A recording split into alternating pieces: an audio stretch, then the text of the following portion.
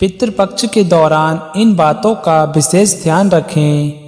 सनातन धर्म में पितृपक्ष को काफ़ी अहम माना जाता है, लेकिन पितृपक्ष के दौरान अगर कोई व्यक्ति कुछ खास बातों का ध्यान नहीं रखता है तो पितर खुश होने की बजाय नाराज हो जाते हैं, जिस कारण से व्यक्ति के जीवन में कई परेशानियां आती हैं। ऐसे में पितृपक्ष के दौरान व्यक्ति को कुछ बातों का विशेष ध्यान रखना चाहिए। श्राद्ध के दौरान अगर आप पितरों के नियमित भोजन बना रही हैं तो शुद्धता का ध्यान जरूर रखें। भोजन बनाने से पहले खासकर अपनी रसोई को अच्छी तरह से साफ कर लें।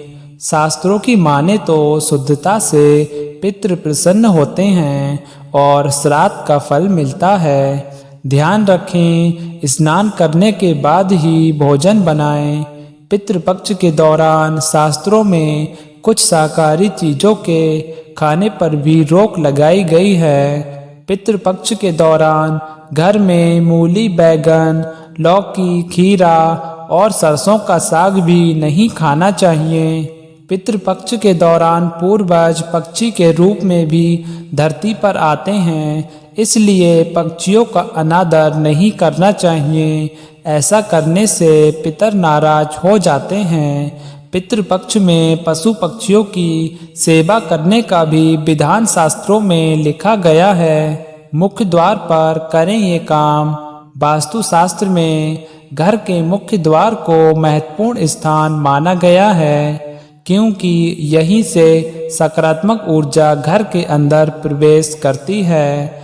ऐसे में पितृपक्ष के दौरान की गई साफ सफाई का विशेष ध्यान रखना चाहिए। साथ ही रोजाना सुबह मुख्य द्वार पर जल चढ़ाना चाहिए, इससे पितृ प्रसन्न होते हैं।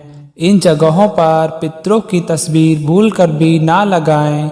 वास्तु शास्त्र के अनुसार पितरों की तस्वीर कभी भी अपने बेडरूम, पूजा घर, रसोई जैसी जगहों पर नहीं लगानी चाहिए। ऐसा करने पर आर्थिक नुकसान उठाना पड़ सकता है।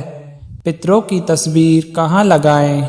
पितरों की तस्वीर लगाने के लिए भी वास्तुशास्त्र में एक सही दिशा का उल्लेख किया गया है, क्योंकि दक्षिण दिशा को पितरों की दिशा माना गया है। ऐसे में पितरों की तस्वीर हमेशा दक्षिण दिशा में लगानी चाहिए। ऐसा करने से वास्तु दोष समाप्त होता है।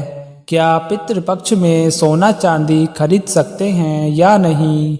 इस दौरान पितरों की आत्मा की शांति के लिए श्राद्ध कर्म, पिंडदान और तर्पण किया जाता है। इन 16 दिनों के दौरान किसी भी प्रकार के शुभ मांगलिक कार्य करना वर्जित होता है। इस दौरान सोना चांदी या अन्य चीजें खरीदना वर्जित होता है। श्राद्ध पक्ष के दौरान लोग कोई भी शुभ कार्य नहीं करते और ना ही कोई सामान खरीदते हैं। अगर आप सोना चांदी या कोई नई वस्तुएं खरीदना चाहते हैं तो ऐसे में आप पितृपक्ष शुरू होने से पहले खरीदारी कर लें।